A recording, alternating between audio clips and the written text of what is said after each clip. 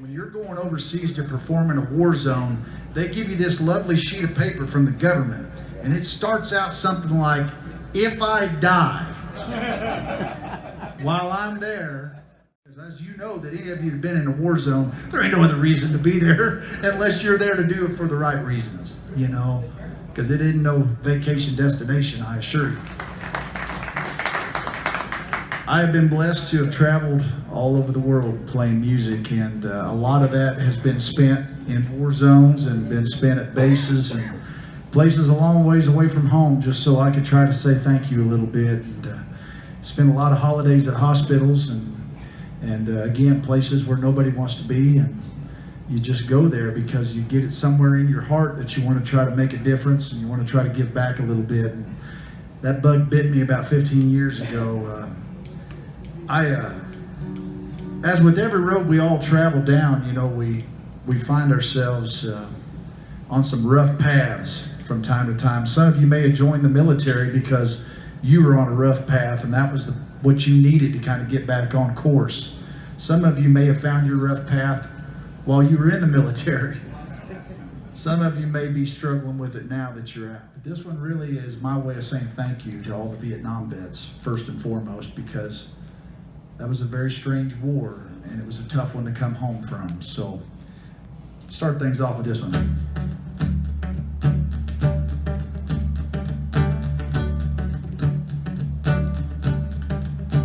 I read everything I could, but I tried to understand all their abomination.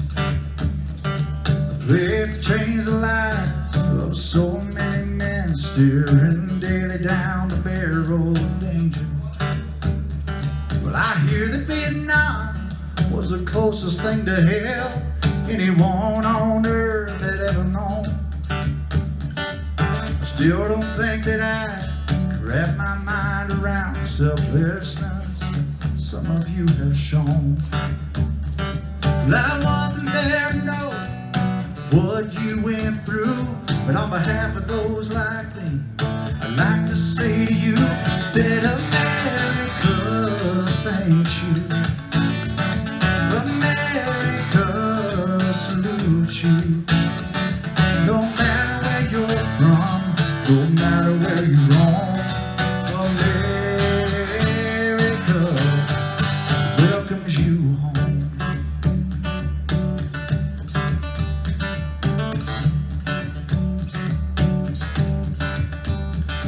My uncle, he went too, but he never talks about all the time he spent fighting over there.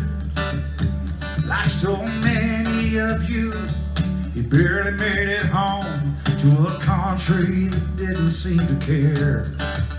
Yeah, he got his share of medals, but he put them all away, 'cause they reminded him of all the sacrifice. I wonder just how many of you here can relate, or have felt that way for most of your life. And to those that tried to judge you for all you had to do, you don't know if you weren't there, so man, let me say to you that America thanks you. America salutes you. No matter where you're from, no matter where you're wrong, America welcomes you home. Well, let us never forget all the names on the wall, those prisoners of war and the torture they saw. To those missing in action, may our search never cease. And to those that paid the price of life, forever rest in peace.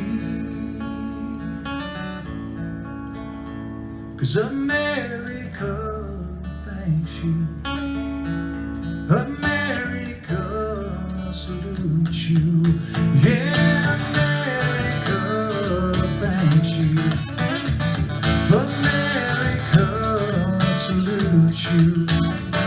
No matter where you're from, no matter where you're wrong, America, America, well,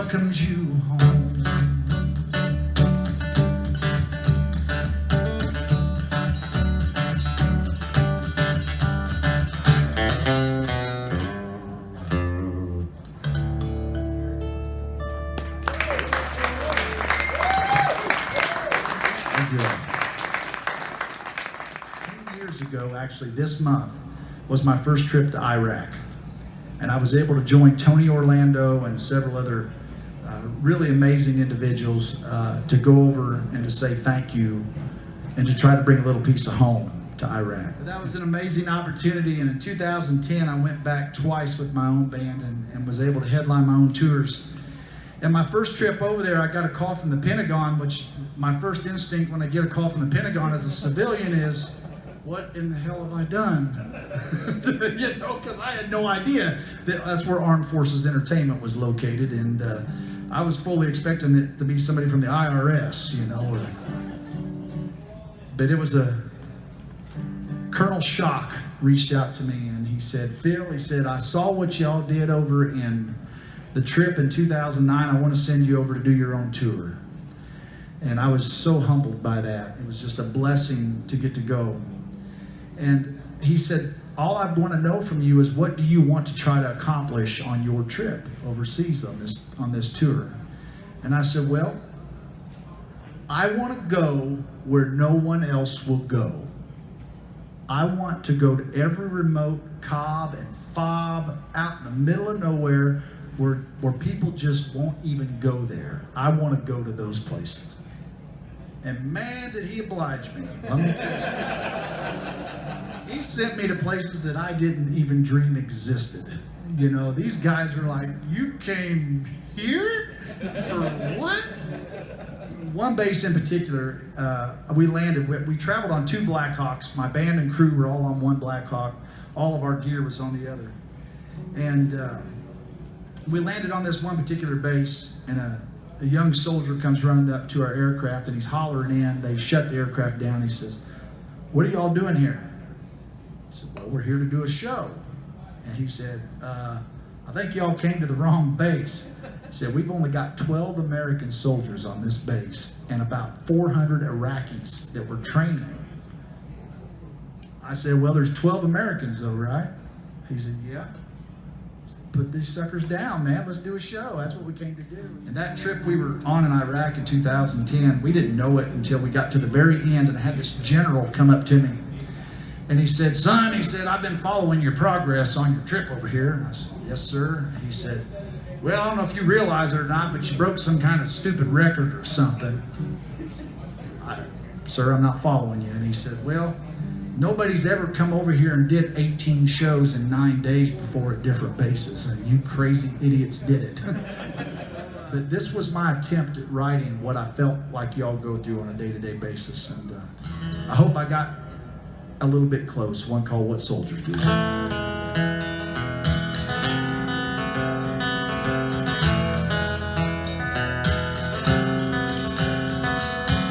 A billion miles from anywhere I ever thought I'd be, in the middle of the Middle East with blisters on my feet, walking around in the scorching sand beneath the desert sun, carrying a hope for peace, my Bible and a gun.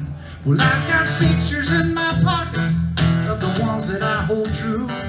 It's the closest I can get to them till my deployment here is through. But they're always on my mind. I'm counting down the days, knowing that they're missing me from half a world away. But when you see that flag flying, hope you'll think of me. Know I'd give my own life just to keep yours free. It's a hell of a heavy burden, and I carry it for you and for the red, white, and blue. That's what soldiers do.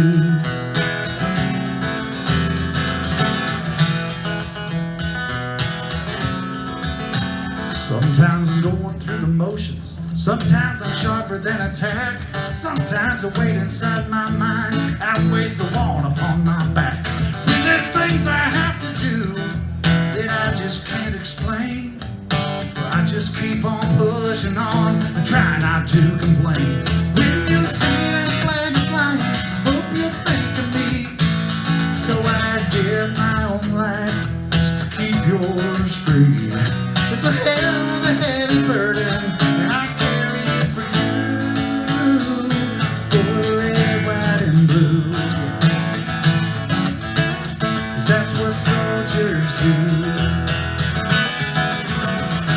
I'm not trying to be a hero, I'm just doing my job, like so many other soldiers way out here on this farm.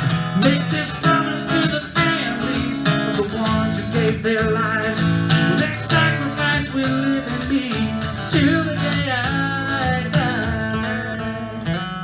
When you see that flag flying, hope you'll think of me. Know I give my own life just to keep yours free. It's a hell of a heavy burden that I carry for you, for the red, white, and blue. 'Cause that's what soldiers do. That's what soldiers do. Ain't that what soldiers do?